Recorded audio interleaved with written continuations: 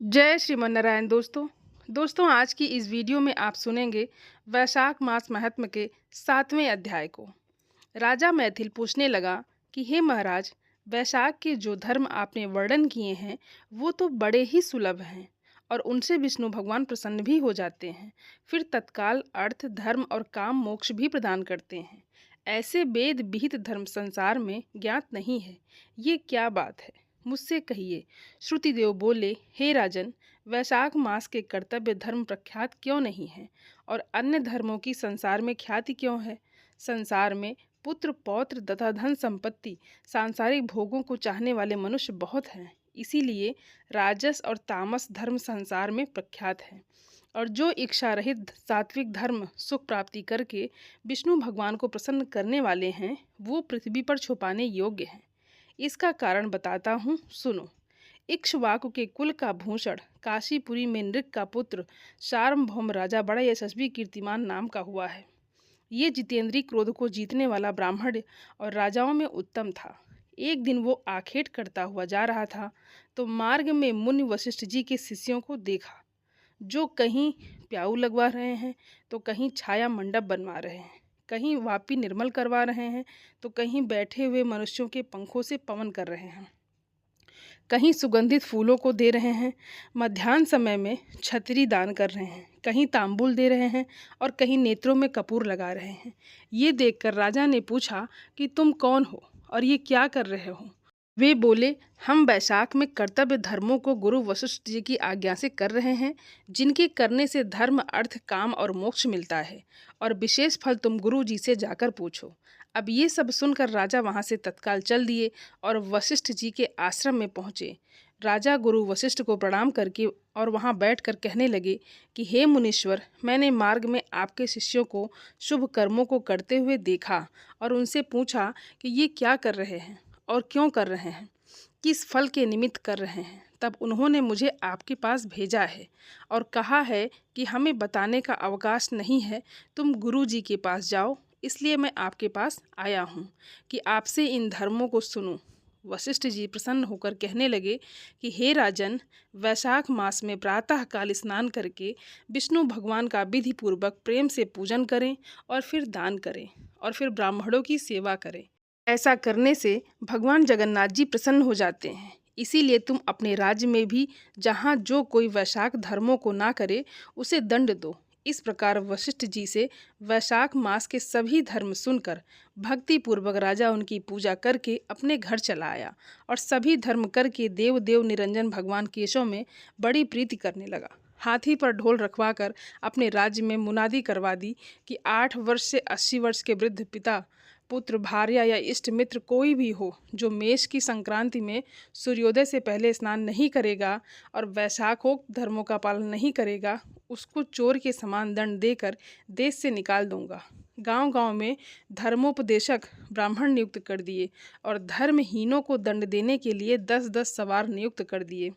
इस प्रकार इस चक्रवर्ती राजा के राज्य शासन से ये धर्म वृक्ष सब देशों में विस्तार पूर्वक फैल गया।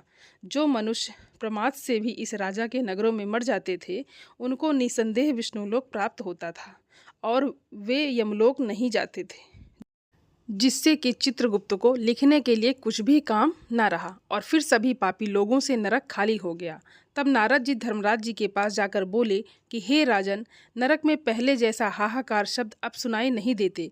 खोटे कर्म करने वाले, माया और दंभ से बढ़े हुए पापी मनुष्य तुम्हारे लोक में क्यों नहीं आते और चित्रगुप्त भी हाथ पर हाथ धरे बैठे रहते हैं, इसका क्या कारण है? तब धर्मराज बोले, हे नारद, आजकल पृथ्वी का राजा ऋषिकेश पुराण पुरुषोत्तम का बड़ा भक्त है। उसने अपने देश भर में मुनादी करवा दी है कि सब छोटे बड़े बूढ़े मेष की संक्रांति में वैशाख मास के धर्म का पालन करें, उल्लंघन करने पर दंड के भागी हो गए।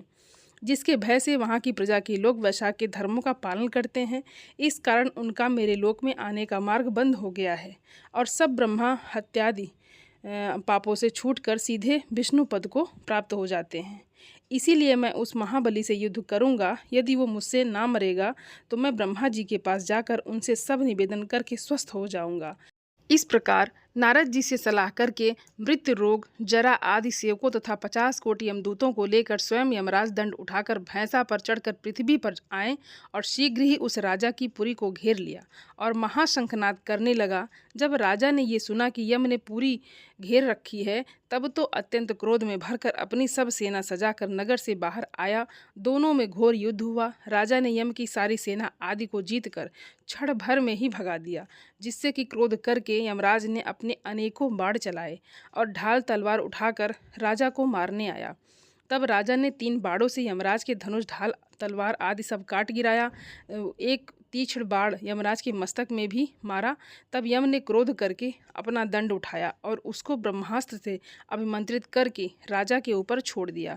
ये देखकर विष्णु भगवान ने अपने भक्त की रक्षा के लिए सुदर्शन चक्र छोड़ा, जो रण में आकर ब्रह्मास्त्र का निवारण करके यम को मारने को उद्यत हुआ।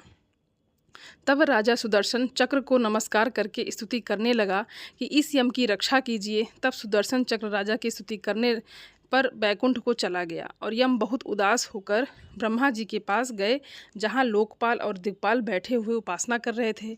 उसने देखा कि चारों इतिहास पुराण शरीर धारण करके खड़े हैं और नदी सरोवर मूर्तिमान विराजमान हैं। पीपल आदि सभी वृक्ष भी खड़े हैं।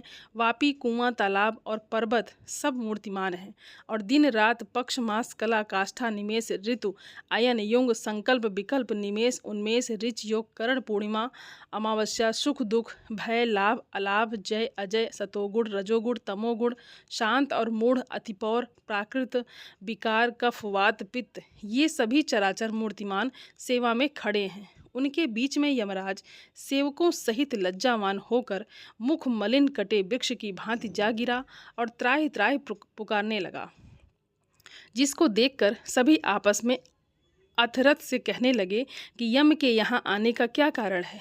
जिस यम को काम से क्षण भर भी अवकाश नहीं मिलता है, जिसके वस्त्र फट रहे हैं, चित्रगुप्त भी इसके पीछे ही आया है।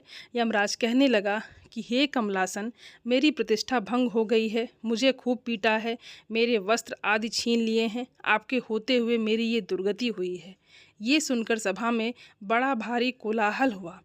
तब पवन ने ब्रह्मा की सलाह से सबकी वाणी रोक दी और यम को वहाँ से उठाया और आसन पर बैठाकर पूछने लगा कि तुम्हारी ये दुर्गति किसने की है।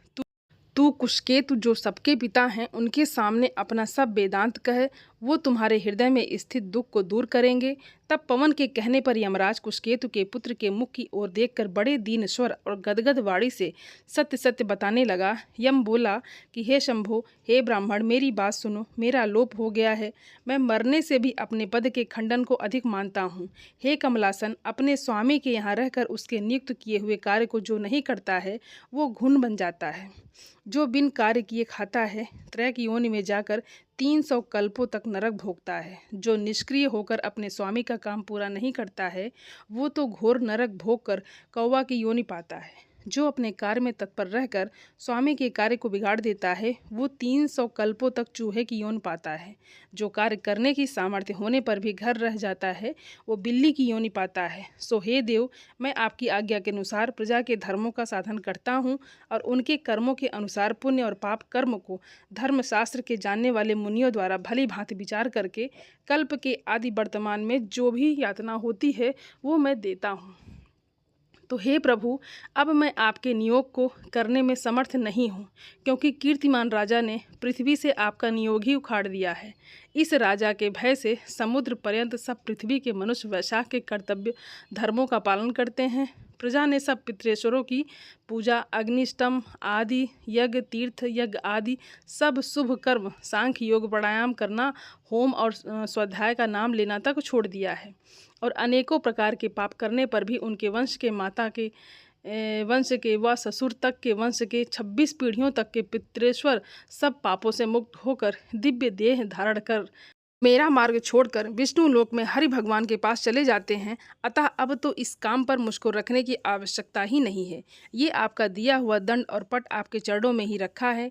हे ब्राह्मण, जो अनेकों तीर्थ स्थान से, दान से, तप से, व्रत करने से और अनेकों प्रकार के धर्माचरण करने से, प्रयास में पतन होने, रण में मरने से, यज्ञ आदि करने से देवगति नहीं मिलती है, जो मेष की संक्रांति में प्रातःकाल स्नान कर भगवान का पूजन कर कथा श्रवण करे और वैशाख महात्म्य सुने और यथोचित वैष्णवीय धर्मों का संपादन करे तो वो विष्णु लोक का अधिपति हो जाता है। राजा की आज्ञा से वैशाख के कर्मों को करके सभी मनुष्य वैकुंठ को चले जाते हैं। ये राजा मेरा तथा आपका परम शत्रु है।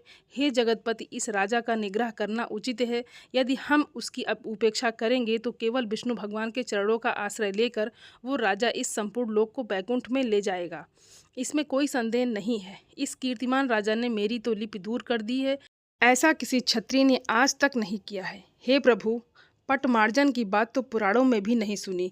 उस राजा के सिवाय भगवान में तत्पर ऐसा कोई राजा ही नहीं हुआ जिसने कि पटमार्जन की घोषणा कर दी हो और यमलोक में आने का मार्ग ही रोक दिया हो। दोस्तों, आज की कथा यहीं पर समाप्त होती है और उम्मीद करती हूँ आप सभी को ये वीडियो अच्छा लगा होगा।